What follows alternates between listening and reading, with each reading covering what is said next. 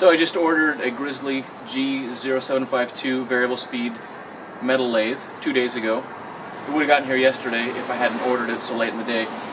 I'm in Tacoma, and it just came down from Bellingham up by the Canadian border, so it's just a day's drive, a half day's drive. So I got here pretty quickly. FedEx delivered it.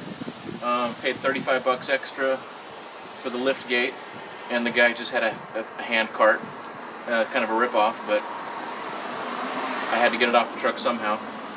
And shipping weight is like $4.50 or something, so you really needed some way to get it off.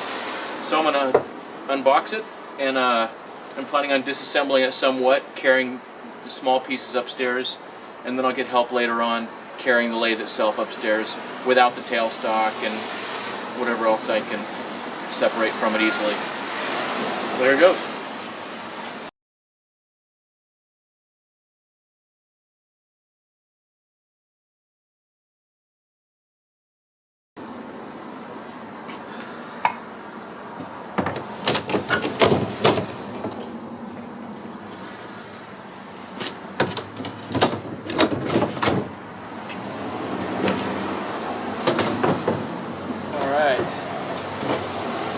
Cool. I see lathe stuff.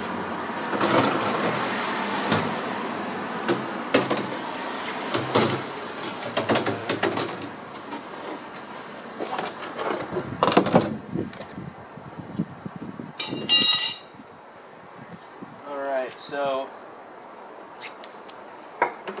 let's take a look here. So it's got 1/4-inch plywood nailed to some corners with some bracing here. And it's all wrapped up. That's probably a chuck. Here's the apron and the cross slide and all that good stuff. The screw and all the good stuff here. Variable speed control. Anyway, let's knock the sides off of this thing and unwrap it, and hopefully the rain will hold off for a little bit. I got a tarp ready to throw over it if it starts coming down again. Presumably these things are lubed up pretty well from the factory, so that'll give it some protection against moisture.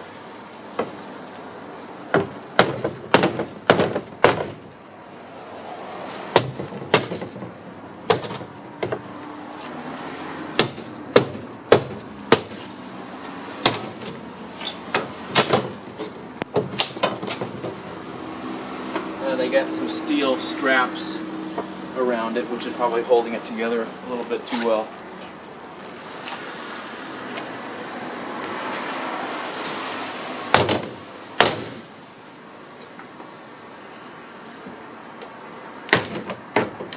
Alright, there. Once those corners are broken, it comes apart easier.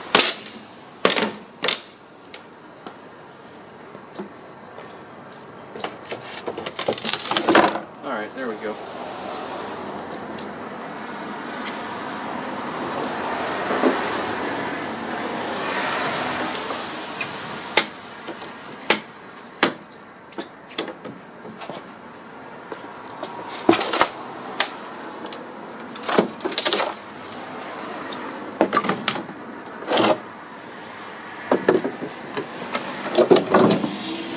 Made in China, which tons and tons and tons of stuff is nowadays.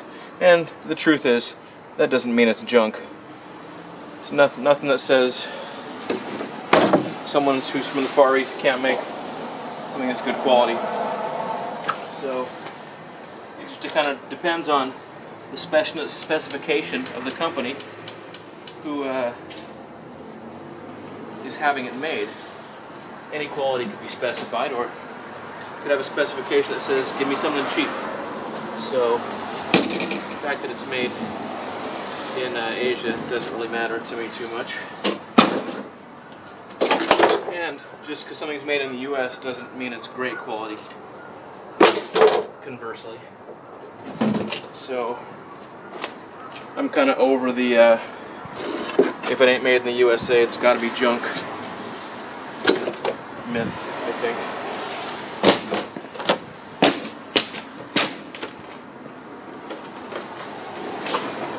Alright, the wood is off. Just sitting on the wooden base now. And by the way, when it was delivered, it was in great condition. Hadn't been dropped or anything. So it's just coming from, well, I guess it shipped from China originally, but then after it got to the States, it just came down a few hours. So anyway, it was in good shape.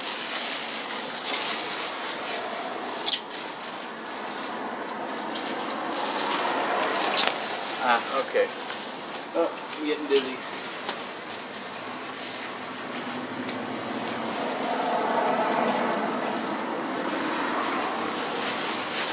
Alright.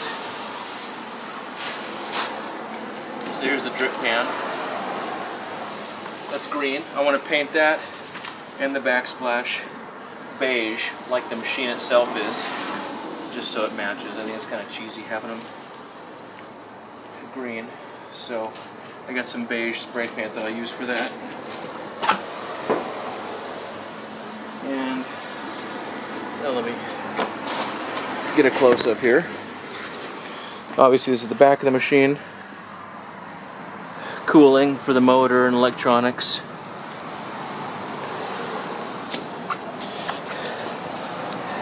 Here's the headstock. Got a three jaw chuck on there. This is probably the 4-jaw chuck. Threading indicator, or threading dial. Instruction manual. This must be some tools and parts. It's just a little plastic tool case. Speed controls, start, stop, forward, reverse, variable speed control, RPM readout, and then we got couple rests, tailstock. I'll take the tailstock off these and probably the chuck, and probably that's all that I'll remove, and that's how I'll try to carry it upstairs. It's going to be pretty heavy. I'd love to take the carriage off, but that's probably, I probably don't want to mess with that.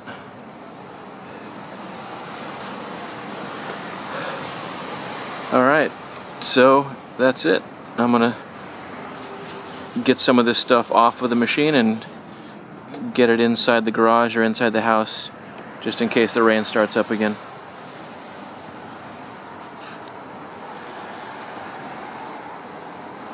Alright, so I got the tailstock off. One of the supports, not this support. And this thing is heavy. So I'm going to try to take the motor off too. The motor probably is the single heaviest, well, other than the bed. I imagine the motor is the heaviest thing on here.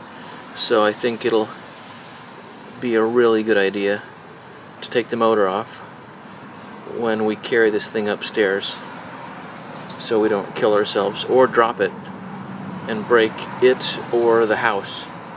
So the motor will be coming off if I have anything to say about it. So, I am having fun.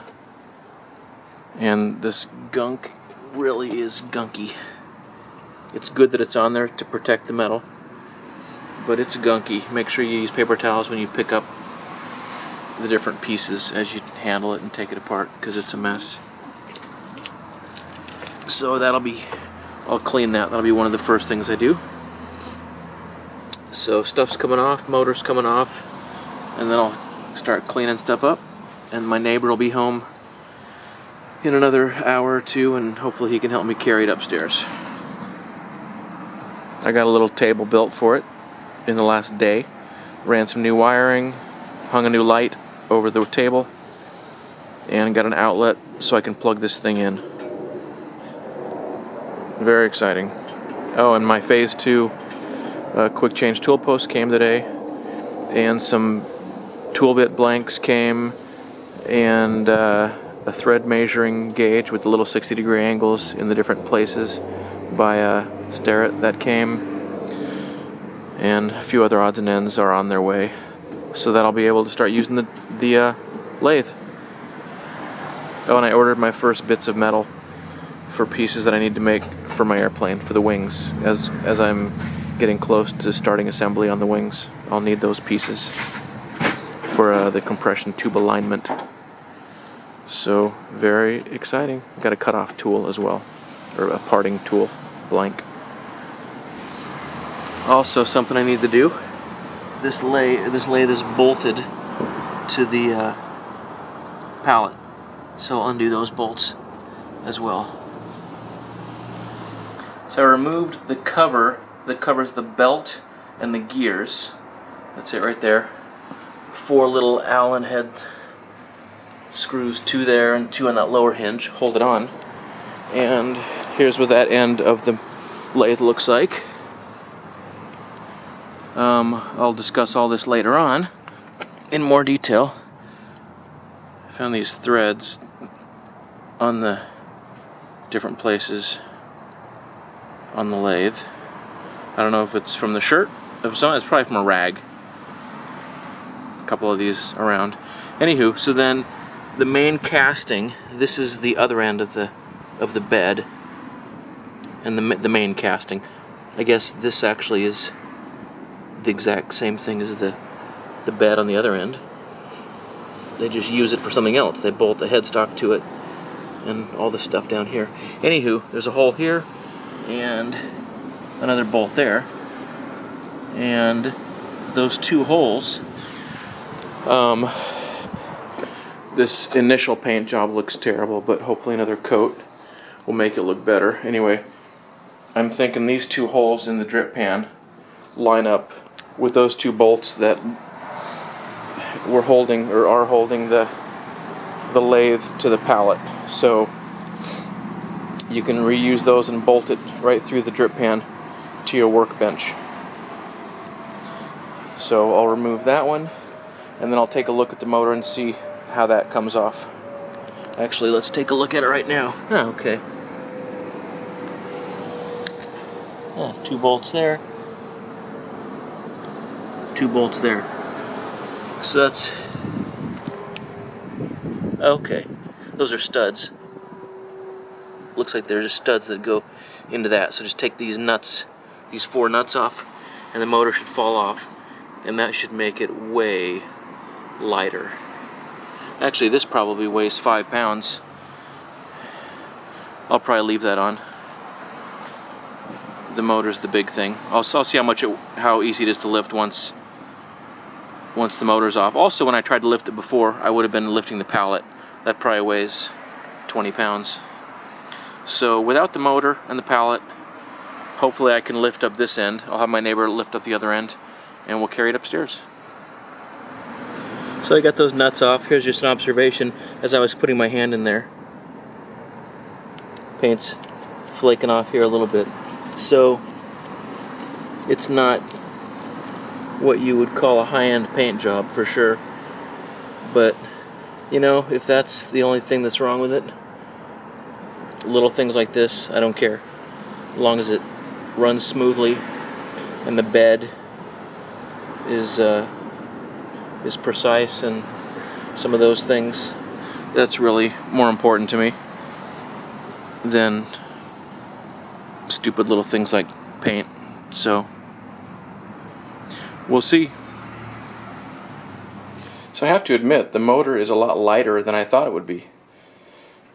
I thought it would weigh a ton, but it really felt light compared to what I thought it would be.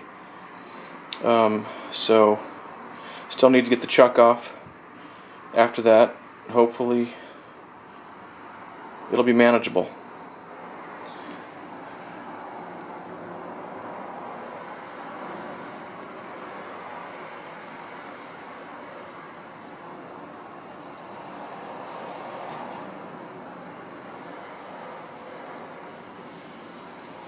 Torque, 4.7 Newton meters.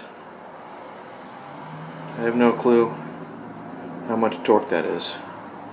1 horsepower. And I guess this entire unit on the end here is just a fan. This big thing here.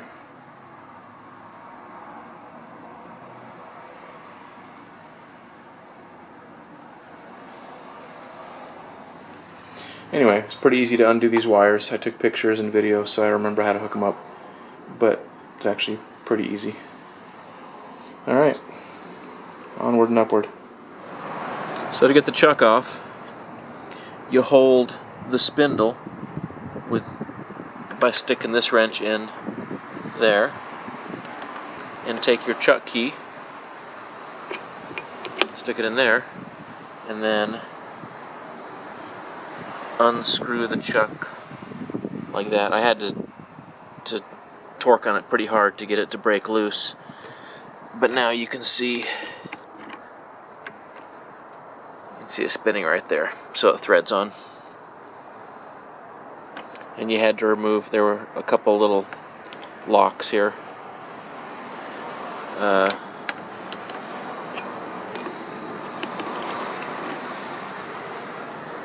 Yeah, there's a threaded hole there and a little piece of metal that sticks into this groove. You screw it in there and it goes into the groove and holds the chuck in place. So off comes the chuck.